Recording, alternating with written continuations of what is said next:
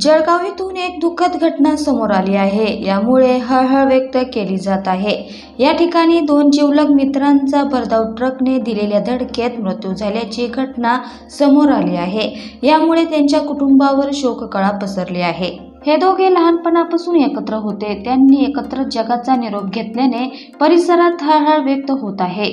भोसर शिवारातील महामार्गावर भरधाव ट्रकने दिलेल्या धडकेत दोन मित्रांचा जागीच मृत्यू झाला. त्यांना रुग्णालयात दाखल करण्यात आले होते, मात्र त्यांना मृत घोषित करण्यात आले. ही घटना बुधवारी सायंकाळी 5 वाजण्याच्या सुमारास घडली आहे. विलास छगन बागुल वय 44 आणि अंकुश काशीनाथ गायकवाड वय 35, दोन्ही राहणार चिंचगावान तालुका चाळीसगाव असे मयत दोन्ही मित्रांची नावे आहेत.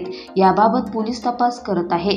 चाळीसगाव ग्रामीण पोलीस ठाण्यात ट्रकवरील अज्ञात चालकाविरुद्ध गुन्हा दाखल करण्यात आला आहे. याबाबत माहिती अशी की विलास बांगुल आणि अंकुश गायकवाड हे चिंचगावान गावात वास्तव्याला होते. दोन्ही हे जिगरी मित्र म्हणून गावात ओळख होती. बुधवारी 19 जून रोजी सायंकाळी 5 वाजण्याच्या सुमारास दोघे जण दुचाकीने सांगवी तालुका चाळीसगाव येथे कामाच्या निमित्ताने जात होते. चाळीसगाव तालुक्यातील भोसर शिवारातील महामार्गावरून दोघे जण जात असताना मागून भरधाव वेगाने येणाऱ्या ट्रकने दुचाकीला जोरदार धडक दिली. ही धडक इतकी जोरात होती की दुचाकीवरील विलास बागुल व अंकुश गायकवाड हे दूरवर फेकले गेले.